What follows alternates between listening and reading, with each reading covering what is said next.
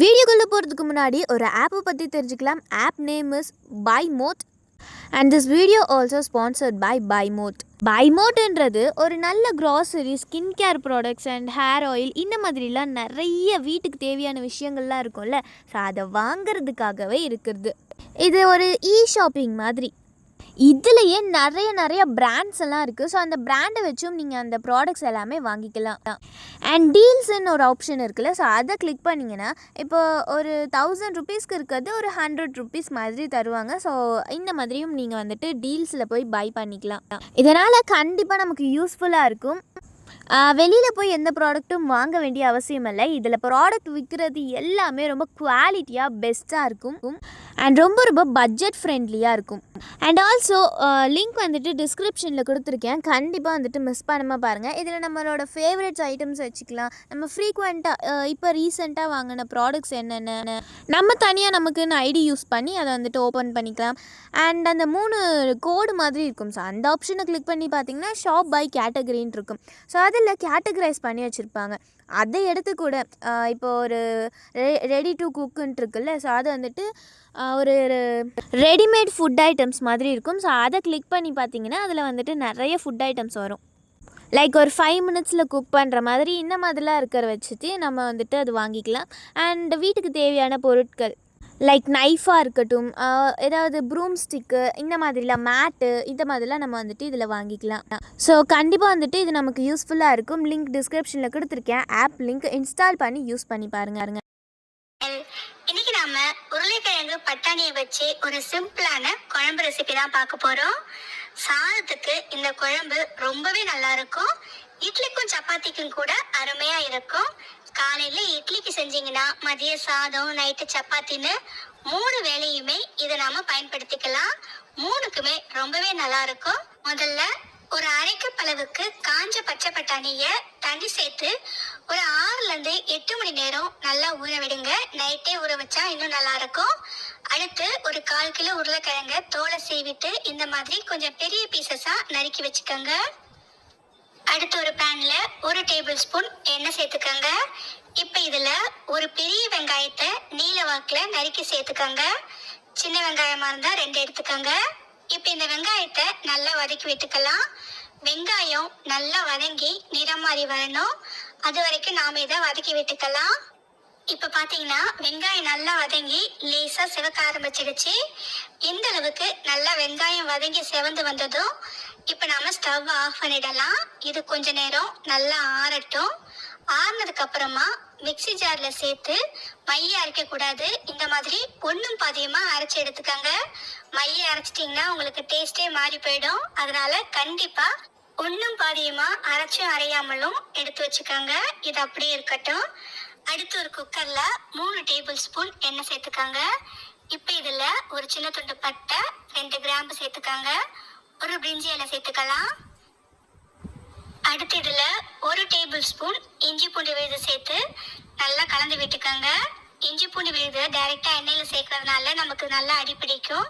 அதனால அடுப்பை நல்லாவே குறைச்சி வச்சுட்டு இஞ்சி பூண்டு பேஸ்ட்டை நல்லா வதக்கி விட்டுக்கோங்க. அடுப்பை குறைச்சி வச்சு வதக்குனீங்கன்னா உங்களுக்கு சட்டுன்னு அடிப்பிடிக்காது. பாத்தீங்கன்னா 1 நிமிஷத்துக்கு லேசா பச்சை வாசனை போகிற வரைக்கும் இதை நாம வதக்கி விட்டுக்கலாம். அடுத்து இதுல நாம அரைச்சி வச்ச வெங்காயத்தை சேர்த்துக்காங்க. வெங்காயத்தை சேர்த்து ஒரு முறை நல்லா கலந்து விட்டுக்காங்க. வெங்காயத்தையும் இஞ்சி பூண்டு பேஸ்டையும் சேர்த்து ஒன்னா கலந்து விட்டுக்காங்க.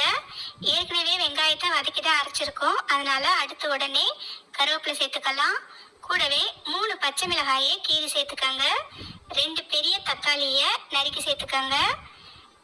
இப்ப இந்த தக்காளி நல்லா வதங்கி கரைஞ்சி வரணும். அது வரைக்கும் நாம இதை வதக்கி விட்டுக்கலாம். அடுப்பு லோ ஃப்ளேம்ல வச்சு நல்லா வதக்கி விட்டுக்கோங்க. இந்த தக்காளி வதங்கி வரத்துக்குள்ள நாம தேங்காய் பேஸ்ட் அரைச்சி எடுத்துட்டு வந்துடலாம்.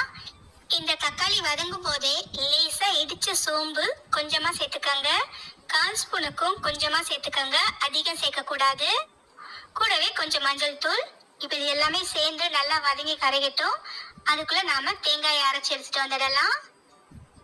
அடுத்து பொடியாய் நறுக்கிய தேங்காய் ஒரு 1/4 கப் அளவுக்கு சேர்த்துக்கோங்க. கூடவே ஒரு சின்ன ஸ்பூன் அளவுக்கு பொட்டுக்கடலை, ஒரு 4-5 முந்திரி பருப்பு சேர்த்துக்கோங்க. இப்போ இது எல்லாத்தையும் சேர்த்து நல்லா மைய அரைச்சி எடுத்துட்டு வந்துடலாம். தேங்காயை அரைச்சி எடுத்துட்டு வந்தாச்சு. இது அப்படியே இருக்கட்டும். இப்போ பார்த்தீங்கன்னா தக்காளி நல்லா கரைஞ்சி இந்த அளவுக்கு வந்துடுச்சு. இந்த அளவுக்கு நல்லா தக்காளி கரைஞ்சி வந்ததும் அடுத்து இதில் 1 டேபிள் ஸ்பூன் குழம்பு மிளகாய்த்தூள், புளிக்குழம்பு கார குழம்புக்கெல்லாம் சேர்க்குற குழம்பு மிளகாய்த்தூள் 1 டேபிள் ஸ்பூன் இந்த சமயத்தில் சேர்த்து நல்லா கலந்து விட்டுக்கங்க. மிளகாய்த்தூள் சேர்க்கறதுக்கு முன்னாடி அடுப்பை நல்லா குறைச்சி வச்சுட்டு அதுக்கப்புறமா சேர்த்துடுங்க. இல்லைன்னா உங்களுக்கு சட்டுன்னு மசாலா கருகிடும். எல்லாமே சேர்த்து ஒரு முறை நல்லா கலந்து விட்டதுக்கு அப்புறமா ஊற வச்ச பச்சை பட்டாணியை சேர்த்துக்கலாம். கூடவே நறுக்கி வச்ச உருளைக்கிழங்கையும் சேர்த்துக்கங்க. இப்போ இந்த உருளைக்கிழங்கு மசாலாவை சேர்த்து நல்லா 1 நிமிஷத்துக்கு வதக்கி விட்டுக்கோங்க. நீங்கள் இதில் தேங்காய் சேர்க்கணும்னு அவசியம் இல்லை.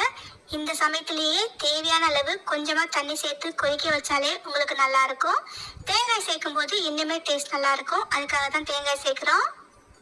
எல்லாத்தையும் சேர்த்து ஒரு 1லேருந்து 2 நிமிஷத்துக்கு வதக்கியதுக்கு அப்புறமா நாம் அரைச்சி வச்ச தேங்காய் பேஸ்ட்டை சேர்த்துக்கலாம்.